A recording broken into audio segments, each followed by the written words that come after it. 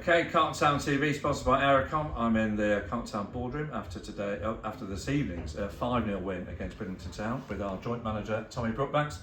Tommy, after 2.5 weeks of not playing, you must have enjoyed that tonight. Yeah, very good. It's always a difficult one, isn't it, when you've had 16, 17 days without a game, and all we've done is trained. Yeah. But I did say to the boys beforehand, you should really be at it tonight. You know, they've played Saturday, we haven't. They've travelled, we haven't, and we need to be at it from the first whistle tonight, and we were. We got off to a superb start. Yeah. Something that the team had been working on, you'd been focusing on, or just things happened today and went our way that maybe they haven't done in other games? I've got to credit Daz G and Jono. Yep. So after the Belper game, we did a bit of a regroup, which I said we would. You know, we wouldn't panic, but there were things that we said in the dressing room after. Obviously, stay in the dressing room, but there were things that we needed to do better on the training pitch, and we've worked on that solid for the last 16, 17 days.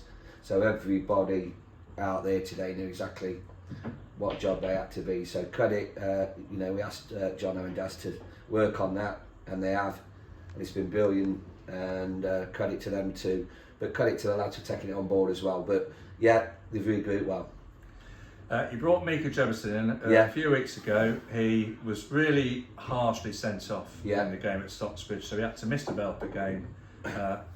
Must have been great to see him get his first goal for Carlton. It was lovely, and you know, he's raw. There's obviously a lot of ability there, what we're tapping into.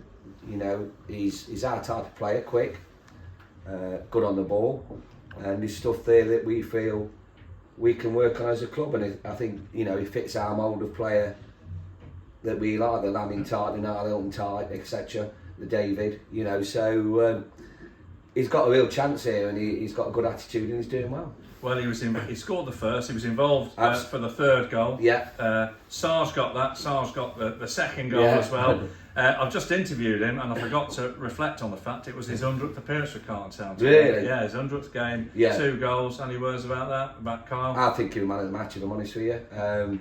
We played him high up. Yeah. I don't know if you noticed that, but we did. And you can play him lower down, high up. You know, he's just an all-in-one player, isn't he? He gets everywhere. He gets about the pitch, and it's been great for since he signed. He was a bonus signing in the fact that he knew him sort of thing a few years back, and he'd been at Renner, and he's just come in and done superb well. He's brought into what we're about, and we love him to bits here. Another lad who was involved in a few of the goals at the start in first half and then scored at the end, Niall Hilton. Niall Hilton had I think one of his best games for a while. Yeah. He went to left back and he didn't nail it. You know, I said to him, look, in this team with having players like Lamin and that, like, if you go to left back, you need to keep Lewis Juro out. And he didn't do that. I thought, you know, he wanted his best at left back. He's gone high up, and I thought he was superb tonight. You know, he was getting past people again. He looked confident. He's a good player. Yeah. He's only young still. I also thought Alex up top. We've worked with him a lot in training, you know, about getting it, knocking it off, keeping it simple. He could have had 3, and I thought he led the line well for all the likes of Jebbo, Niall Hilton and Sarge to get beyond him, so they were good as well. Well, I can't be speaking to the manager without mentioning the 4th goal, because it was set up by David Adubola, who'd been on the pitch for all of 30 seconds, so that was planned, was it? It's a great substitution. Yeah. I have to say, it's a typical David goal, isn't it? He's kept it in just. Yeah. Then to take the youth on, he's tackled him. Beat his man, then he sort of dinked his cross, and Alex has put it away at the back post. Yeah. I also say as well, I think Brid are a very good side. I was going to ask you about Brid. Although we've won 5-0, and we took the goals well, overall the game wasn't a 5-0 game, I didn't think, in the sense that they had chances and they pushed us back a bit, certainly at 2-0 in the first half. They're more or less, I've never seen a team come so attacking here. They played without fear, which is lovely to see.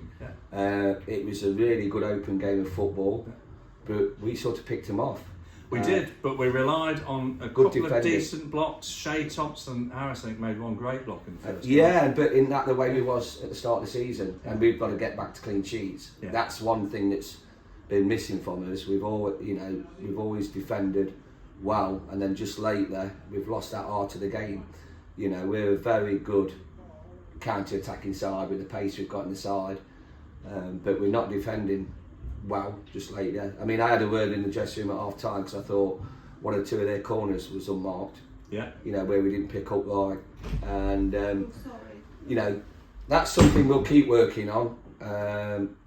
But yeah, it was a little bit more like his old selves today. But who knows in this league? Bridlington a good side. We've got the Ctfc sat there who are doing really well again. You know, at their place, and you just one game at a time, keep going. I don't know how the others have gone on tonight, but it's one of them where you just keep going, don't you? So 43 points. Are we safe? Are we safe? We stayed up on 42 last year, and that got us to 17th place. I think we need one more win. Yeah. If I'm honest with you, and that's not being stupid. No. I just respect this league so much. You know, if Brid think they might get sucked into it, well, you've seen what a very, very good side they are. Grantham improved. Winterton come here, we nicked one last minute against them. Yeah. I just respect the league so much that let's get to 46, then see where we go from there, and so on and so on. There's 14 games to go in 10 weeks now, 9 weeks. So we'll take one game at a time. We're in a good position. And a final word for the supporters, Tommy.